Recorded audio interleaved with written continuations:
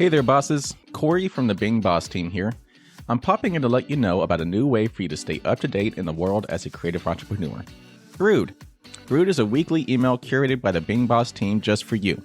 We share articles, podcasts, and resources from around the internet on the topics of mindset, money, and productivity to help you show up and do the work in your business. Learn more and sign up for free at beingboss.club/brood. That's beingboss.club/BREWED.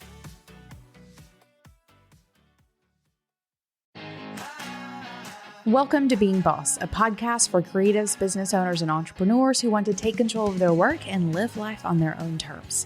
I'm your host, Emily Thompson, and today I'm joined by none other than Alana Fairchild to chat about putting creativity first in your business, cultivating your creative process and using rituals to find your creative flow, and how to get comfortable once and for all with selling your creative work. As always, you can find all the tools, books, and links we reference on the show notes at www.beingboss.club. As a boss, you know that starting and scaling your business are two very different things, but we have to dive into both. First starting, then scaling. And you're going to need help all along the way. And since you're obviously a podcast listener, I recommend checking out the Entrepreneurs on Fire podcast as another resource to help you on your path. From episodes on getting funding to building businesses based on creative ideas, it features amazing conversations, strategies, and tools that help you tap into your entrepreneurial spirit no matter where you are on your journey. Listen, learn, and grow with Entrepreneurs on Fire on the HubSpot Podcast Network at hubspot.com/podcast network.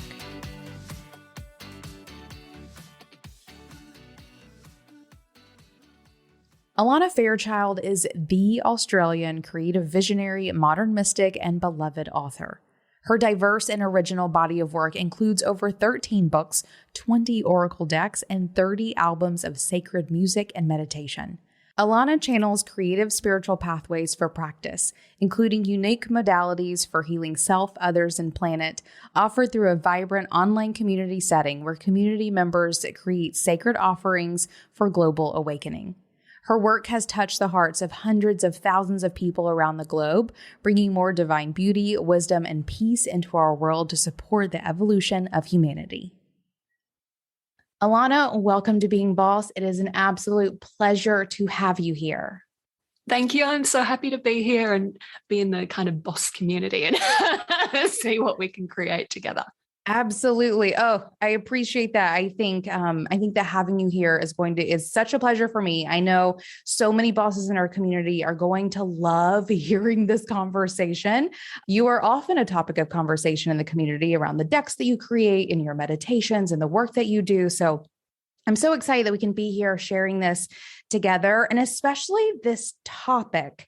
But before we dive into rituals and creativity, I want to know more about you. I want to share more about your story. So would you mind kicking us off with telling us more about your entrepreneurial journey and how it is that you got to where you are now?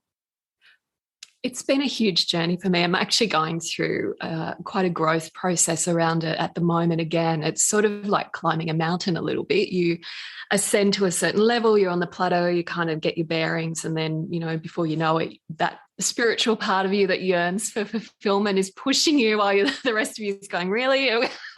Is it already time for the next ascent? And you kind of take the next bit. So I'm at that process of going through another growth spurt. And the thing that I think I've really found to be quite, I guess, challenging, but also part of how I've grown is that I'm not particularly business oriented. And it's been kind of a force of necessity more than anything. In fact, I'll tell you this, it wasn't that long ago when I was recommended that I do like a business analysis session with a Buddhist monk. A Buddhist nun who had been trained as a systems analyst. So she had those two facets, and I really trusted that, on the spiritual journey. And I was quite intrigued to kind of talk with her. And she just said to me straight, you're very creative, you're very spiritual. You need to get your business ducks in a row. Otherwise, why are you running a business? And I was like, oh my gosh. And she just said, you won't have the support to do your work. And that I think I'd always known that, but just hearing a kind of an ordained Buddhist nun telling me to get my business and financial stuff in order, I thought, you know what, like, I don't know if I could have really heard it from anyone else in that way. And so that really pushed me to have a look at the structure and the foundation of the business as a form of service. And it was really this kind of understanding that it's not that comfortable for me. I mean, I've got much more comfortable with it now, but it's been a steep learning curve. You know, I'm much more happy in the creative spiritual realms. I'm just like a kid in a candy store there. It's very natural for me. But I realized, you know, that I needed to kind of develop this other side of myself and grow into that in order to really honor the beauty of what comes through to me from spirit, which I'm so grateful for. And I really do have a tremendous respect and love for it. And so it was just kind of learning how to back myself in a way and really believe in the quality of what I was doing, just for its own sake. I've never kind of looked at the financial compensation side of things as being the primary motivation. It's more that the business facet is important, but it's important to support the work. I don't do that as the first thing. And I don't judge people that do. There are some people that their soul journey is really to manifest business and they're great at it and they should do it. You know, they should honor what their path is. I just know for me, that hasn't been my particular strong point, and I've really had to learn. So that's a very roundabout thing. I didn't even talk about at the beginning, but it kind of happened accidentally. It's sort of, I stumbled into this whole spiritual world as a potential way of working. And I love spirit from when I was, you know, forever, but even from being a little girl, but I never really thought about it as a job. And it was sort of not until I finished university and I was really struggling to know what to do with my life. And a girlfriend just said to me, go and have a reading with this lady. And I did. And she said to me, oh, you should do what I'm doing. And she owned like a crystal shop and she did readings. And I was like, gosh, what's this world? This sounds great. And I just said to her, oh, I'm going to do that. And I was saying it and thinking, what is this voice that's, you know, saying this to her? It was like there was a part of me that just went, oh, finally, you know, here is just that piece of information that I needed. And so I started with that. I just started doing readings and eventually it evolved and I started writing and then it evolved a little bit more and I started teaching and then a little bit more and I started working more with music and sound and it just keeps growing. But I never know. It's sort of, I think when you're working creatively, it's very organic and it's a little bit, I often get a gardening metaphor from spirit or nature metaphors. You know, the kind of what suits the caterpillar is not going to suit the butterfly, but it just keeps going. It's not just one cycle and then the next. It's this willingness to kind of evolve. And I think for me, a lot of it has been allowing myself to get out of my own way, to not resist the challenges that are before me, and to recognize that even though it's not comfortable, if I'm willing to really trust myself and trust my heart and trust spirit, then it's absolutely possible for me to manifest this creative beauty, divine beauty, the service that I want to offer to people, but to do so in a way where I can earn an income from doing it so that I can continue to devote my time to that. Because when I first started, I was working in a, you know, I'll use this in inverted commas, normal job. Well, I didn't do very well in the normal job, didn't really suit me, but I labored away. And in the nighttime, I was writing my first courses to teach, and I taught at a community college part-time teaching spiritual growth. Like it was all very ramshackle. And you know, I think you get to a point where you're serious about your craft, whatever it is, you know, and you want to be doing it all the time because you know it's who you are. It's part of who you are, part of your soul truth and expression. And if you don't do it, it's like a bird that's not flying or singing when that's what it was born to do. You kind of feel this hunger to experience it fully, or I certainly did, and still do. So yeah, I just had to learn how to kind of weave those things together. Very muddling. Spirit gives me a lot of guidance. In fact, they've been pushing, you know, for me to do more understanding of how to market. And they said to me, you know, it's not about, because I always get uncomfortable with it. I'm like, oh, you know, I don't know if I want to do that. You know, I think of myself more as an artist than a business person. But it just really was coming through, especially in the last couple of years. It's like, this is not about the ways of the world and the way the world interprets business. It's not to judge it, but that's not what this is about. This is about how can you be stable?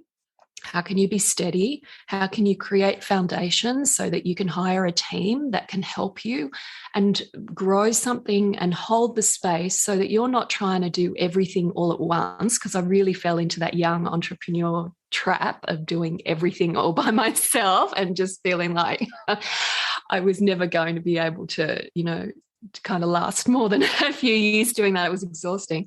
And allowing myself to be helped and realizing that in that, those people that were helping me were also finding fulfillment. We have now this beautiful young team that's growing, and it's so exciting, and just recognizing that it's all part of the journey, and it's all about reaching people that need what it is that is coming through me. And it's the same for anyone. There are people that need what it is that's coming through you. That's why you feel that, the passion that you do to create, for example.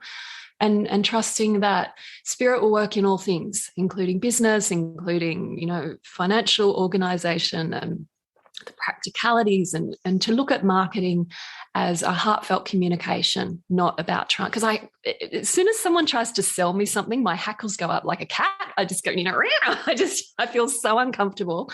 And I can't do that myself. It feels incredibly inauthentic, but I still, and some people can do it, and that's great. But for me, I just can't.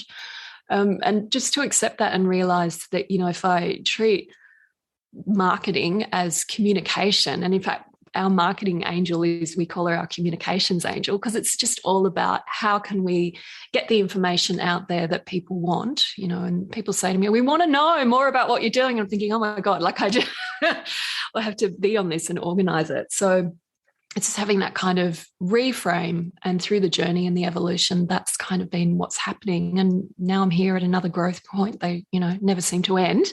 Evolution is ongoing, but I just trust it more. And I think for me, it's sort of been like, ripples in a pond. You start with that first inspiration, and then the first ripple is, okay, I have to learn how to hold this space. And then there's a bigger ripple, and it's like, more people start to connect. Oh, how do I hold this space? And then a larger ripple, and you think, oh gosh, we need the genius of a team to do this. This is not a one-woman show anymore. And then you keeps growing.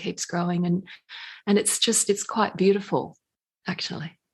Oh, that you just spoke to every artist in our community who finds themselves in this place where business is, it becomes this mandatory part of how it is that you I think mandatory part of how it is that you need to show up in order to make a living in the modern world, right? Through the art that you're creating. And I love so much that you have just shown up for your art and creativity, right? To produce this work that you are here to produce, and have found success from it, and then are still presented with this opportunity to grow the business side and to see the benefit of that. But you've been so successful in your art and in your work that it has fed into it. I very much so appreciate that you have put your work first, Yes. because I think quite often we are encouraged to do business first, but whenever you are a creative business owner, a creative entrepreneur, the creativity comes first, and you are a shining example of that. Thank you. It has to. I remember years and years ago, I was talking with a fellow who wanted to advise me in the business, and lovely guy, really lovely guy. And, he believed in me, and he saw potential. And so I listened to him, and we tried some things, but it was different. He was coming from more of a business perspective. And I thought, at the time, look, I don't really understand this world. I understand the spiritual world and the creative world, and how to do that, and how to do that naturally. And it's just part of me. But I don't understand this, so let me try it. So I tried his approach, and it was a mess.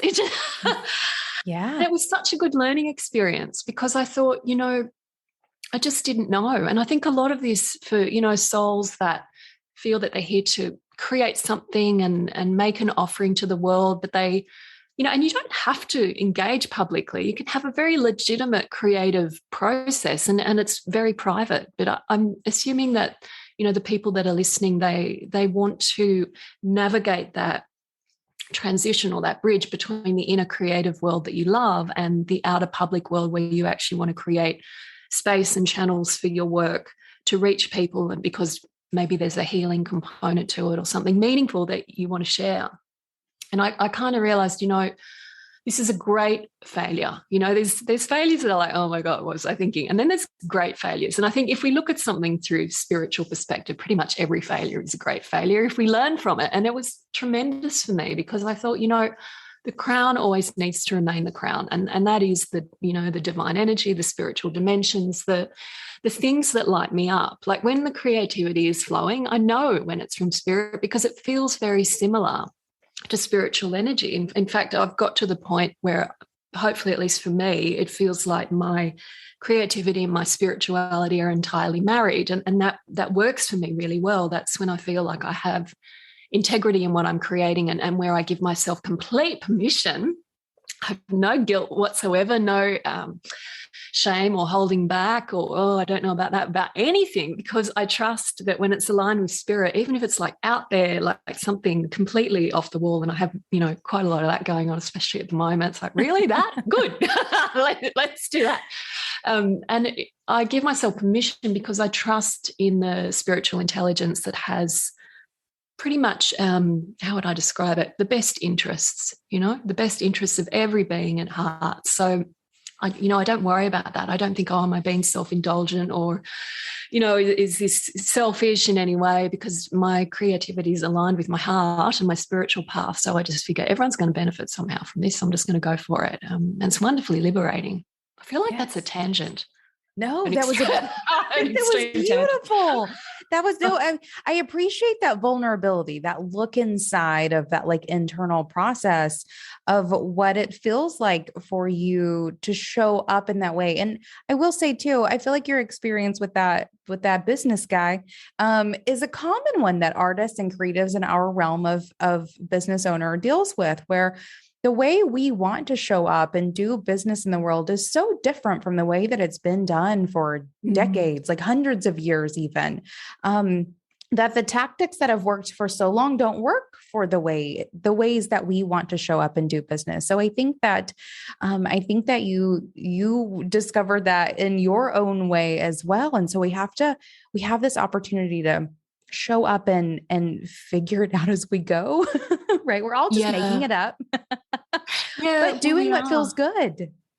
Yeah. And it's funny because it took me a little while, and I still feel like that's an ongoing journey, but it took me a little while to figure out how much of the, the ways of business and people who are very skilled in that area, how can I work with that? Because they're skilled and it works, it does. But you have to think, well, I always ask myself, what's the price of this? What's the real cost of this? And it's not just, when I ask that question, financial is usually like third on the list or something. First on the list is, what's the spiritual cost? Is it in integrity with my being? And secondly, I think, what is going to come from this, from the people around me? So, the whole idea of selling out or whatever, that's just never been an issue. I'm not interested in that. But we still have to navigate the world. And this is the bridge part, and why I think it's so interesting and why it's so reassuring to me, certainly, and I would say many of us, to understand that spirit's in everything.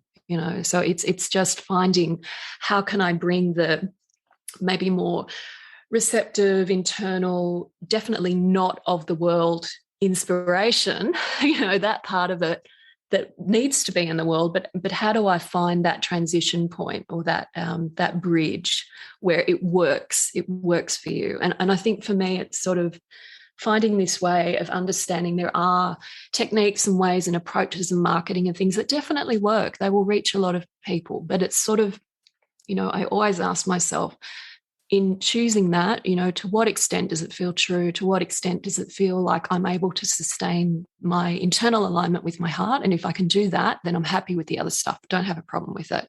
But the moment it feels like, and it's always there, someone or something will say, well, why don't you just do this? This is where the market is. And I and I always kind of, say, look, it doesn't work like that for me. I'm an upside down, inside out person. I always have been. I felt more in the spirit world. I was born into a human body, walking around as a kid going, what is this planet?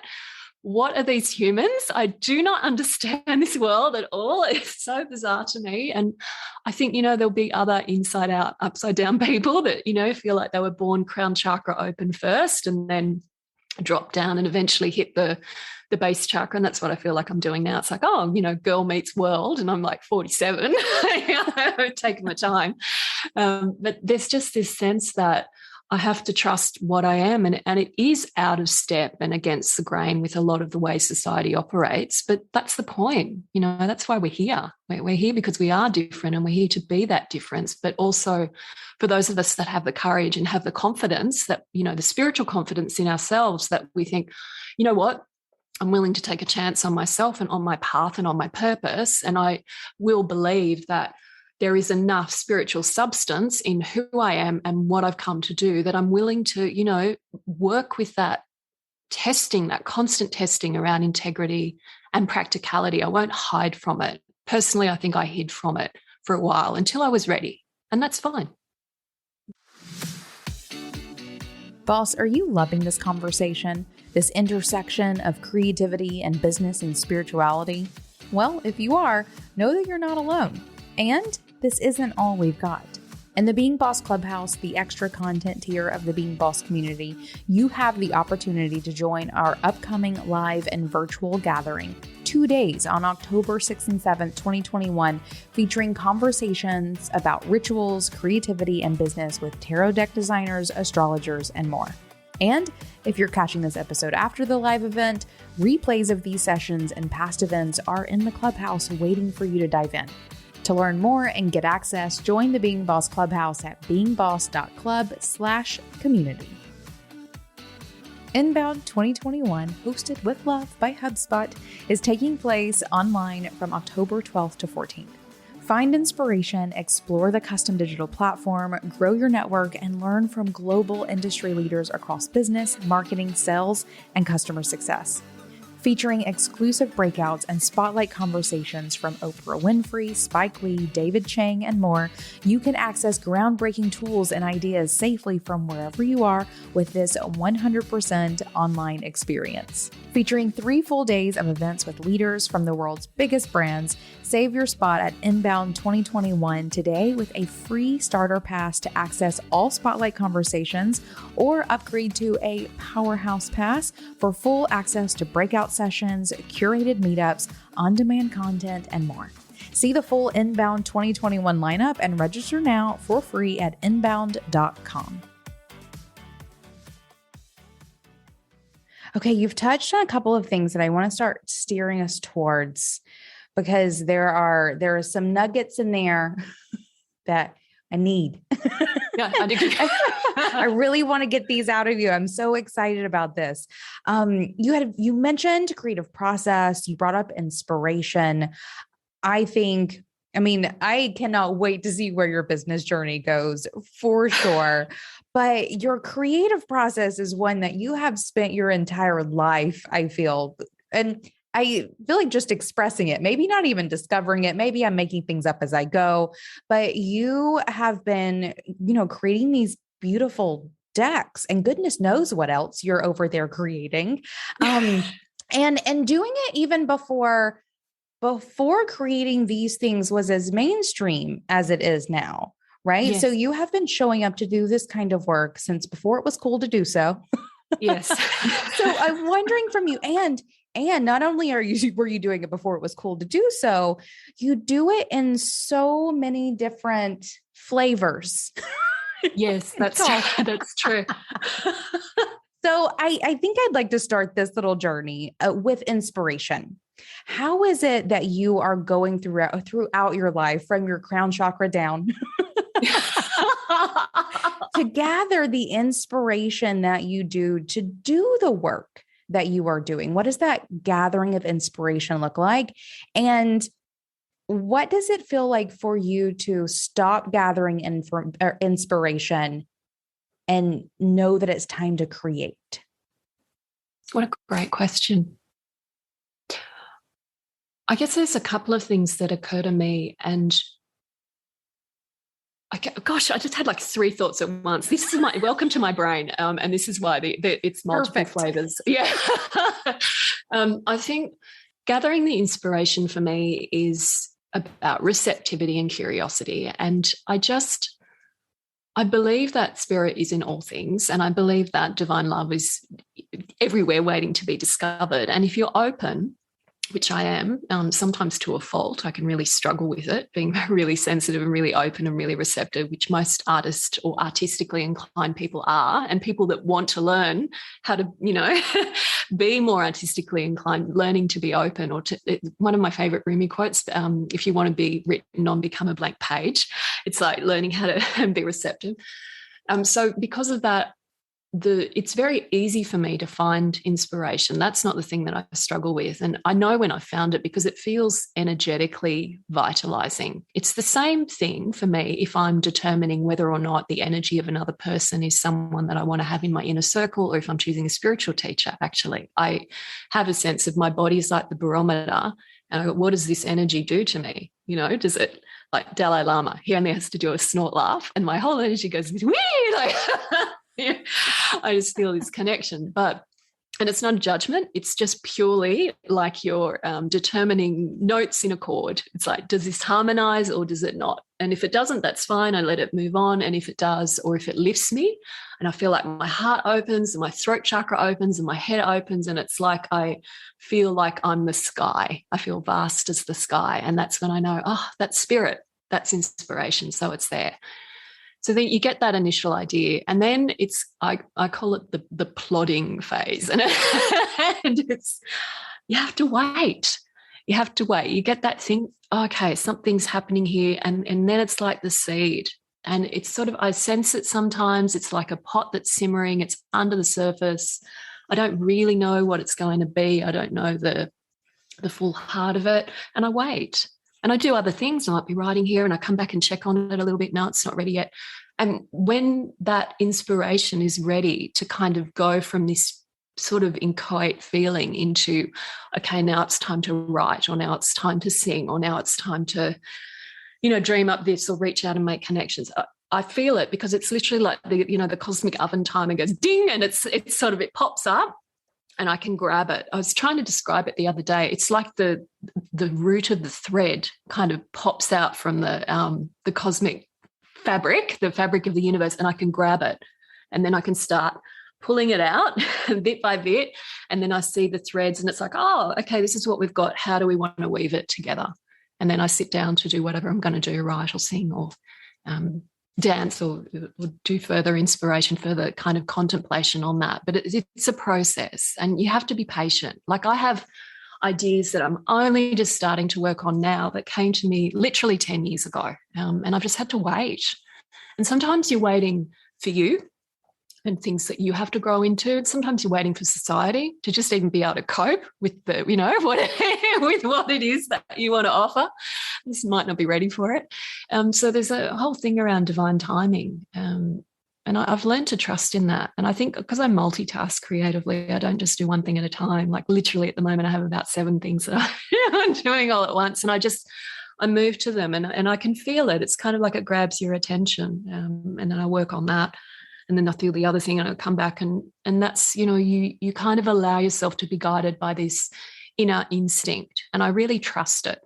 I trust that instinct more than I trust the appearances of the external world, more than I trust logic, and more than I trust other people's opinions about what I should or shouldn't be doing. And the reason I'm like that is because over the years, I've just learned I'm a bit odd and I have my own way of working, and that works for me and it keeps me in spiritual alignment. And when I'm in spiritual alignment, my creative work is more powerful and it heals people and it has this energy about it from spirit. And that's what I think makes it beneficial. And that's what brings me the most joy. I would much rather do one thing that's spiritually joyful and lights me up than 10 things that, people say, this will make you $1 million. And I'm like, well, who cares about that really? But if I can do something beautiful and that, makes whatever it makes financially, and that's that's like the icing on the cake. But the beautiful thing, the thing that makes me keep doing what I do it's that sense that when I receive an email from someone and they just say, this is the most healing thing I've ever read, and I burst into tears, and it was, or just, this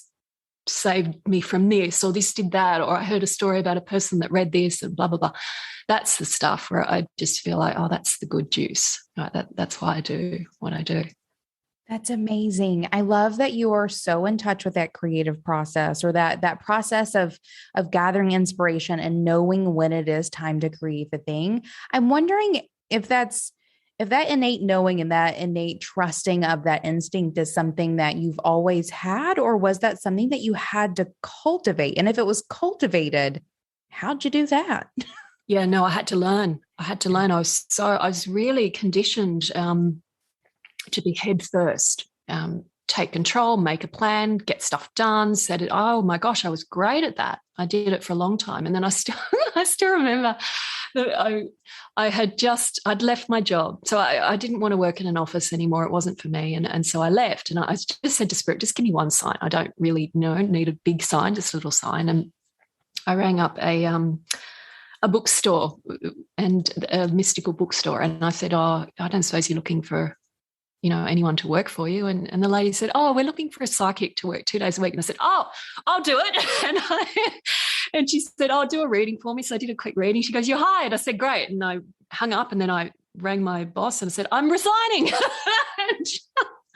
I left my job. It was crazy. I mean, it made no sense, but I just thought I have to do it because I'm dying in that job. And I managed and I got through, but I remember I took my corporate mentality into the spiritual world. It was hilarious and just a disaster, recipe for failure. But I figured out what I was going to teach and made up all the flyers and put them in the bookstore, and nothing happened. And I was like, what's this, hot mess? Like, what am I going to do? I need to earn money. I need to be able to pay, for housing and food. And I had an enormous amount of anxiety. And that was the beginning of the process of learning to let go and learning to trust. And it took me a long time. I had a lot of survival fear. I had a lot of conditioning around you have to play by certain rules or else you won't be okay. And I think for a lot of people that are maybe wanting to make the transition out of more, mainstream society mandated ways of being into things that are more spiritual and inspired and intuitive, like you are going to have this kind of wrestling with yourself. And those of us that are already on the path, every time we hit a growth spurt, we're going to have a bit of this wrestling, the grappling, the grappling moment, grappling with grace. And we're just figuring out, is it going to be okay? Can I let go? Can I trust? And I had to learn how to step back and have enough space and enough trust that I wouldn't try to assert my will, and instead I would trust in the higher workings of things. And it was this subtle inner shift that was so difficult for me. But what I did is I treated it like an experiment. And I say this to people, if you're like learning how to trust or learning how much spirit will actually get involved in your life, treat it like an experiment. Just do it a few times and, with little things. So you take your hands off it, ask the universe to help, and wait and see what happens, and wait until you feel like there's guidance, rather than head first thinking, I know how it should be, I know how it should work out, and this is what needs to happen. Forget all of that. Why would you try to figure it all out when you have this loving ally of the universe that has this incredible intelligence? Look how much it creates constantly. It's kind of incredible. And, you can tune into that. So it knows how to create you. You don't have to create yourself. You can allow yourself to be created by this greater intelligence. And if you have that shift, what I found is that we tend to get out of our own way, which is usually, for me, the biggest impediment. I keep say to Spirit, can you help me? But I'll just take control. So I learned how to stop doing that and how to trust. Spirit will tell us when we need to step up and do something. You get a sign from a Buddhist nun saying, get your business together. Sometimes it's crystal clear. You're not going to miss out on something. You'll be told. Yes. Oh, that's fascinating. Thank you for sharing that. I know that so many people, everyone, I don't think anyone wakes up knowing exactly how it is they need to show up to create the work. It's our journey here, I think, to work through our own processes to get to a place where we can show up to create freely. So I appreciate you sharing that little journey, the journey that you're going through. And do you feel like you have it on lockdown now, or are you still are there still points of struggle in your process? I'm much better. I'm much better now. I've just, I surrender into it. It's become part of me. It's very organic. The spiritual path and the creative path aren't separate. But, I've been working towards that for about, I don't know, 30 years or something. So it takes, it might not take you as long. I'm very stubborn. It takes me a while, but once I get something, I get it. And it's part of my being. So now I'm not too bad. But certainly in terms of spiritual growth, there's always further to go and always new ways to learn how to be skillful with your energy in the world to bring about the results that you feel, are most going to honor spirit. Because spirit does a lot, but we also have to show up and do our part. It's just learning how to be led, which I don't know what percentage of listeners are women, but I find for women, we seem to find it hard to allow ourselves to be led. A lot of the women I meet were real, especially modern women, we want to show the way and we're good at it, so it's not, it doesn't have to be a bad thing, but it's learning how to allow yourself to be led by something greater and then trusting that your leadership instincts will be utilized. But through that, it's sort of leadership as service to something greater. And it's funny because it doesn't feel like the way it looks. People probably look at you as a leader and think that you're doing all these things, but as the leader yourself, you feel like you just, you've got your head at the feet of the Divine Mother, for example, and just saying, you know what, I have no idea what I'm doing, but and I'm trusting you and it'll work. So For sure. Oh, wonderful. Thank you. Thank you for sharing all of that. I want to move into sort of the next step then of the creative process, right? We've talked about gathering inspiration and knowing when it's time to start creating. I want to talk about what it looks like for you to sit down and actually create. So whether it is your writing or singing or whatever it is that you're creating. And in particular, I want to know if you have any rituals around readying yourself to create, of putting yourself into the space of letting creativity flow through you, but also you actually doing the creating. Yeah.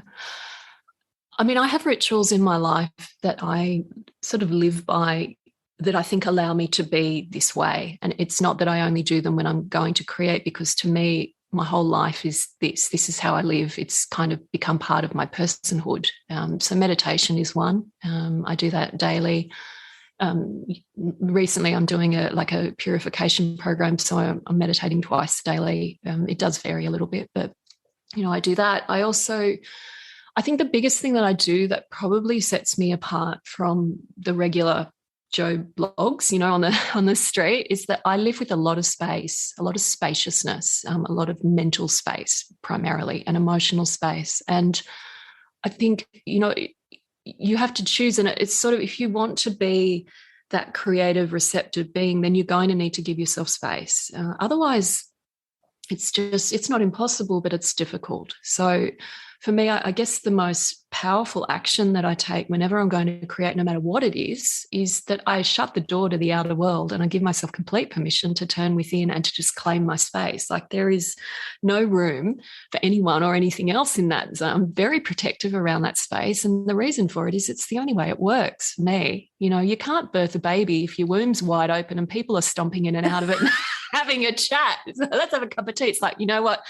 This needs to be sacrosanct. This needs to be separate from the world. And I think about the seed as well. It's underground. You can't see what the hell's going on in there, but it's doing its thing. And it's sort of like we have this creative faculty. All human beings have it. But the way that modern society is established is very much kind of anti-creative and pro-reactive. And if you're going to shift and connect with your own creative potential, you have to be willing to go against that. And part of that is not being afraid of solitude and knowing the world. I promise you it'll still be there when you reconnect. It's not going anywhere anytime soon. So giving yourself that permission, I think, is essential.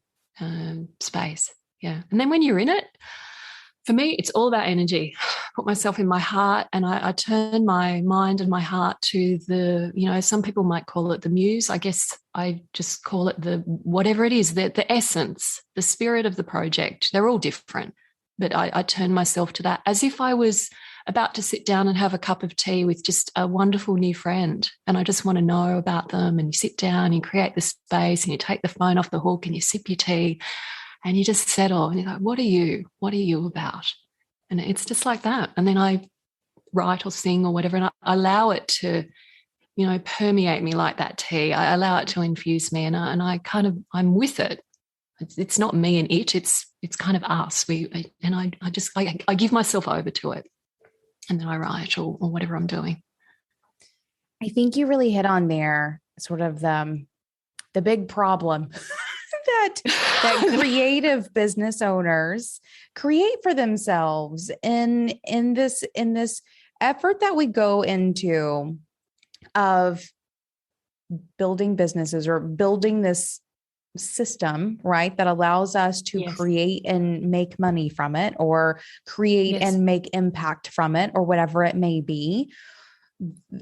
Business requires a lot. And even you mentioned it earlier, right? This idea that, you have to show up and you find yourself doing all the things. But the thing that you are here to do, which is your creativity, requires so much space. We have talked about this space here many times. A couple of years ago, we wrote the Being Boss book, and we've talked about specifically during that project, because that was probably one of the most like we created this beautiful boundary around it.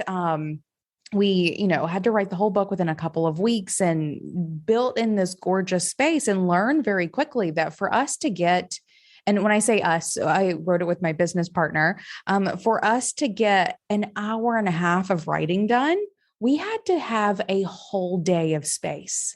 Yeah. We had to get up and take our walks and drink our tea and sit with the inspiration of the day, or think about, what was on the docket, what that chapter was that day that we were going to be writing, or whatever it may be. We had to create a ton of space to be able to show up to write an hour and a half I think of actual writing. Yeah. That's such great awareness. I mean, you're talking about tapping into I guess if we go Jungian for a minute, but the unconscious, it's a different rhythm. There's certain things that you can do that kind of keep the chords of connection a bit juicier with the unconscious. If you're out in the world and you're doing a full-on job and you're dealing with a bunch of stuff in the outer world, and you have to be kind of in that left brain switched on, figuring it all out, to then, and it's changing gears big time, to then switch to right brain. If you're not used to doing that, and you do get better at it, I have to say, you can learn to do it quite quickly, but that takes a bit of, experience and practice. And I think, creating that space can happen a little bit more readily and a little bit more easily when you sort of have the foundations there. And there are things that you can do. And that's why I meditate and I pay attention to my dreams. I meet with a mentor every week and I talk about my inner world. And it's just you keep it kind of nourished, so that when you do step into the space, you're not starting from scratch and trying to build it up all the time. It's like a river. If you carve a bit of the energy out, the river will flow. It's always there, but it's got somewhere to go.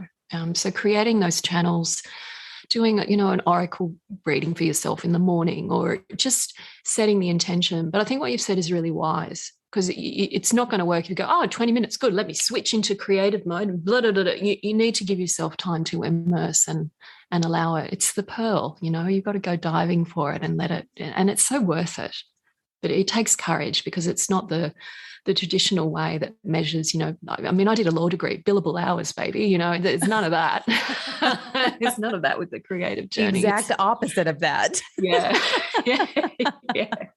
For sure. Oh, and you just mentioned, you sort of brought up something there for me that triggered me. One of the things that I have developed over the past couple of years, and that I encourage for anyone who is looking for ways to make that quick switch between, picking up kids from school and you go home and you do want to, get a couple things written or painted or whatever that evening. I've definitely started using incense or Palo Santo or white sage. And for me, it has to be one, it has to be one that I'm using consistently, that I can create that olfactory connection of whenever I light my sage and smell it, or whenever I light a particular incense and smell it, I can almost immediately drop back into that space of writing or creating or whatever it may be. Oftentimes I have people asking, how do you sage or and there are so many ways, and there are so many very very ritualistic and particular ways in which you can use those things. But for someone who is not connected to those traditions, you can build your own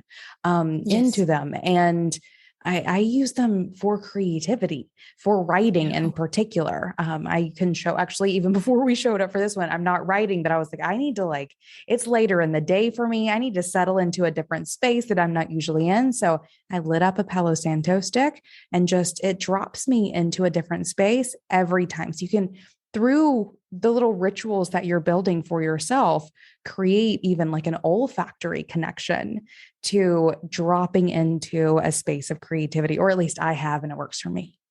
Yeah, that's fabulous. It's even anything. I love this. We're doing creative hacks now. Hacks to creativity. Body memory is powerful. It is powerful. I have a place where I sit and, and I like to have a neutral nature canvas that I can look at. And I have a thing that I do, like when I'm really, talked earlier about the percolation phase, like the seed is there, but I need to pull it out. I walk around my lounge room, probably look like a crazy person, but, I walk and I drop in and I think without thinking. I open my mind, I become receptive. It's an active thing. It's very curious, but you can't force it. You just give it space. It's like the creative flow is the lover. And you can, I think we're taught you run after the lover and, clonk them on the head like a caveman and then drag them back to the, doesn't work. But if you wait or like a horse, the horse spirit, you've got to kind of whisper and hold the space and let it come to you. And it wants to come to you, but you just have to kind of overcome the fear that makes us grasp and allow yourself to kind of, be in that space and whatever helps you. I love the incense because it's literally like you're creating a veil that separates you from the outer world. Just beautiful. Oh, I never thought about it like that. Now I love it even more. Perfect. Perfect. Thank you for that. Okay. Next piece that I would like to talk about with you, because maybe I feel like you're doing this without thinking about it. Maybe not. Maybe this is part of your journey, was you really sort of coming to terms with this. But for a lot of bosses, selling their creativity, or if they are, selling ritual tools or sacred practices or readings, or even in that way, sometimes it's even their coaching, can bring up feelings of uncertainty, of maybe feeling like they are selling out, right? Or feeling uncomfortable with pricing themselves or whatever it may be. I'm wondering if you have experienced this, and if so, how did you overcome it? Or were you always just like, it's for everyone, let's get it out there? No, I think what you've talked about is really, it's a thing in our culture. Like there's a big pushback and sometimes, like I read an article recently and someone was talking about, there are these courses available for a price, as if because they were spiritual courses, they should be free. And I've had lots of conversations with people around this. One woman actually said to me, don't build your business around people who can't afford to pay for your services. You can still give to people freely, but just don't have that as your business plan. I thought, God, that's a sensible, what a sensible thing. It never occurred to me. I was like, gosh, that's very clever. See, this is what I'm saying. People that have that business understanding can work for you with your, because if you go out of business and you can't do your work, that's not really helping anyone. But no, I always had this sense, I think, because in the very beginning, before I started, I had this moment. It was a weird moment. I was in a shopping mall and I was looking at a lounge and I was like, I needed a lounge. I had very little money. I just said no to my job. It was a baby psychic. I was just starting out. And I just had this moment and I said to the universe, you know what? I want to do this work. I want to earn an income from it. I want to feel comfortable. I want to be able to buy that lounge. But you need to take care of that. I'm not going to try and make that happen. If you take care of that, I will do my part. And I made that agreement. So from the very beginning, I knew within myself that I was going to do this, even if it didn't work, because what else could I do? I had to be true to myself. But deep within, I don't know if it's just because I'm an optimist or I had this sense of knowing, I knew it would work out somehow. I just didn't know how long it was going to take. And honestly, if I had have known, thank God we don't always know in advance, because frick, it took a while, I've got to say. There's a lot of hairy moments where I just thought, you've got to be kidding me. But I didn't turn away because it would be like turning away from your heart. You can't really do that and have any peace or any happiness. So I kept going. But essentially, gosh, what were we talking about? Completely had a brain blank. I'm just following along. I don't even know. Honestly, I'm the queen of tangents and I forget. We're talking about selling what you do. That's right. Selling what you do. Yeah. So I knew, thank you. So I knew I was not going to sell out, but I did have people, not a lot of people, but I did have a few people that would just, people I didn't know. They never had readings with me. They would email or message me anonymously and just say, how can you charge for what you're doing? It's so unspiritual. And I just thought, that's their belief system. I have to recognize that in this world, the kind of melding point between financial and business and the spiritual healing creative realm is not yet kind of resolved. That's why I think we're all having this conversation and we're grappling. And the people that are trying to navigate that are the ones that are healing it. So it'll be easier later on. And when you think about what we want, a world without art or a world without spirituality or healing is a freaking depressing place that just will not nourish humanity into evolution. It's not even a world, it's just a freaking nightmare. So we want to be at that place where we're kind of finding the freedom and the permission to believe that we can navigate the material world with integrity. And I think the only reason it's really difficult is because we're stuck in this kind of dualistic notion that, money is bad and spirit is good. And if you put spirit with money together, you're going to compromise or distort yourself for your purity. But it doesn't have to happen. It can happen if you decide that you're going to abandon what you feel passionate and true and great love for in order to make a buck. It can happen, but it doesn't have to. It's entirely possible to be completely authentic, doing what you love, creating light in the world, honoring your path, grappling with your own humanity and expressing that in creative ways, and earning a beautiful income that supports you and encourages you to do it. But if you are still in that place, which a lot of artists and creatives are, where that you're out of step with society, it can be very hard to turn around and then believe that the world is going to be friendly to you and is going to want to support you and is going to want to encourage you. But there is this kind of leap of faith that we all have to take until we kind of get that sense that, this is actually helping people. You get that feedback, or there'll be, any healer knows this. You've got to be willing to show up and do the session and have the person go, well, I don't know what that was, and walk away. And they're the ones you hear from 10 years later that go, I thought it was rubbish, but it changed my life. And you're like, well, you could have told me that 8 years ago. But, but you just kind of have to trust it for its own sake. And you do what you do for its own sake. And I think if you have that sense of valuing your own work, then you're not as ruffled by those arguments and discussions. Like I'm not. Now, I have no problem with it. I feel compassion for people that, want to project all this stuff onto me. Fortunately, there's not many of them, but occasionally you get them where they think that you're some money hungry person. And, and I just sort of think, well, when I'm evolved enough that I can exist on air, and my body is so, purified that it requires no shelter, I'll be on board with what you're saying. I welcome the day, but for the moment, I'm not quite there. And, and I always come back to that beautiful goddess in the Indian tradition, Lakshmi, who is, literally the goddess of spiritual enlightenment and prosperity. And I think, India's a very rich spiritual tradition. If they can whack those two things together, then I think we all need to learn something. And the moment you make something taboo, you obsess about it. The best way is to just say, this is part of life. I'm willing to deal with it. And you kind of take the pressure off and you can just have that sense of creating and allowing that mental permission to let the flow in. Otherwise, what if you've got all these wonderful people that could benefit from what you have to offer and want to connect with you, and you're too busy going, I'm not completely sure, and you're holding them back. So there's a lot in it. I don't know if we can do it complete justice in this time, but I think at least that touches on a few things, hopefully.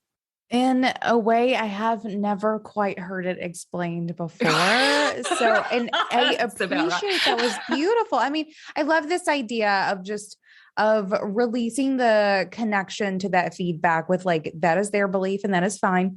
Right. Yeah, they can believe that if they want to, but I also completely identify with this idea that if your acceptance of your worth and the worth of your work is where it needs to be, then it's easier to let those things just sort of roll off your back and you move forward doing what it is that you need to do. So I think those two points there, I got all the things, but those two for me really stood out. And especially that idea of just, if that's what they believe, that's fine, but move along.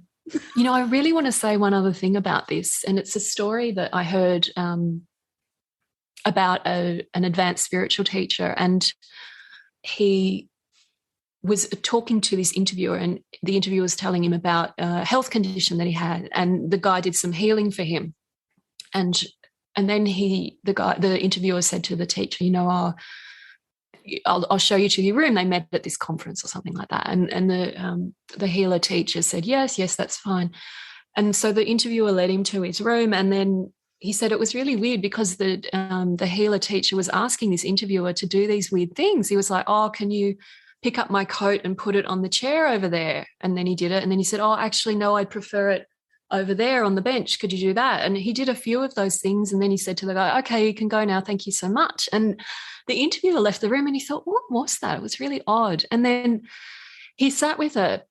And later he realized the teacher healer had kind of given this karmic offering. He'd taken something and he'd helped that person. And so there was a karmic debt there. And he realized that in a very kind of humble way, without making a song and dance about it, him asking this interviewer guy to move his coat and pour him a glass of water and these little things, it was helping to clear the karma so there was none left. It freed both of them. And I think, you know, we have to understand that this kind of karmic energy of, you know, whatever you want to call it, the cosmic checks and balances maybe, or give and receive, the exchange, the universe is always wanting to bring itself back to equilibrium. The body does it too. So it's just this understanding. It's a natural law. It's a spiritual law. When you give, you have to be willing to receive. Otherwise, you're binding yourself and everyone else in this contract. You've got to come back next time and do it all again until you figure out that it's okay. And the more you give, the more you need to be open to receive. And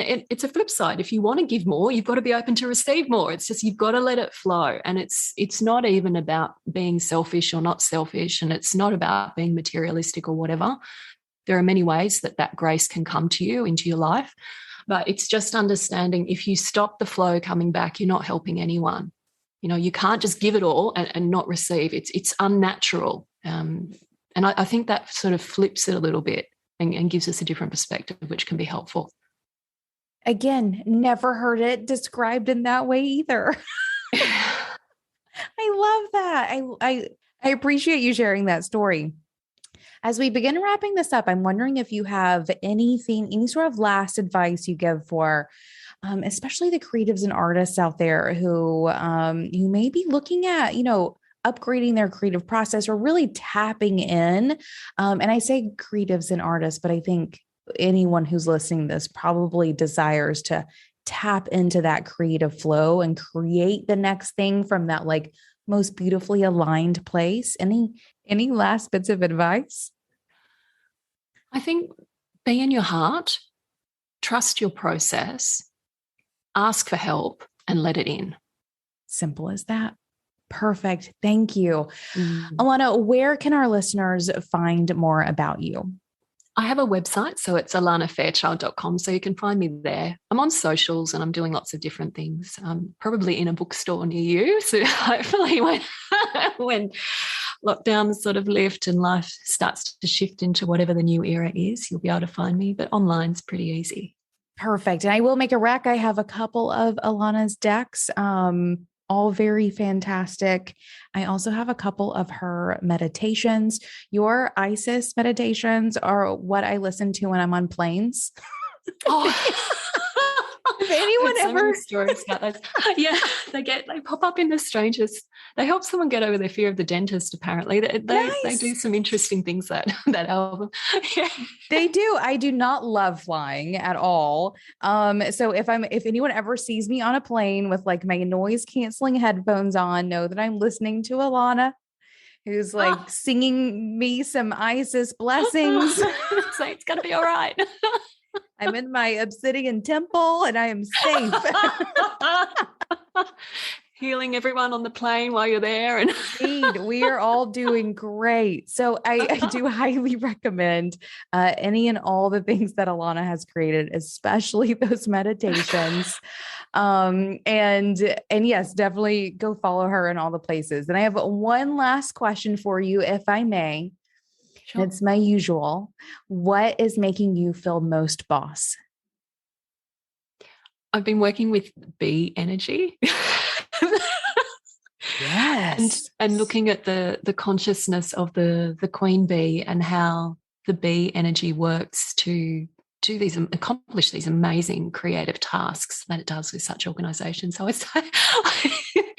I was doing this and I was walking down the street and I was thinking about it, someone handed me a little sachet. They were like giving out samples. It was Queen Bee moisturizer. And I was like, I think this is a sign. So I'm going to say the bee energy. That is a really perfect answer.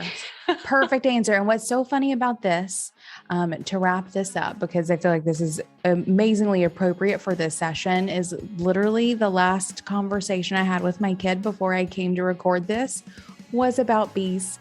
Oh, It was totally about bees. Beautiful. Yep. She thinks we need to be beekeepers. That's fantastic. So there we go. Perfect. Alana, this has been a pleasure. Thank you for coming to hang out and have this chat with me. Thanks so much. Thank you for having me. Lots of love to you and to your listeners. Have you ever wanted to sell digital products for your business, but found yourself having to decide which one based on what your website would allow? This plugin will let you sell ebooks, but not courses. This app makes it easy to sell webinars, but not memberships. It's annoying to think that you have to limit your business model because of the limitations of a digital tool. So, stop weighing the options of what and choose them all by signing up for Podia. Podia is an all-in-one digital storefront that makes it easy for you to sell everything on a single platform so that you don't have to choose just one type of digital product. You can sell online courses, digital downloads, memberships, and webinars all in one place on Podia. Sign up for a 14-day free trial and get 15% off for life by going to podia.com/bosses. Now, until next time, do the work, be boss. Yeah.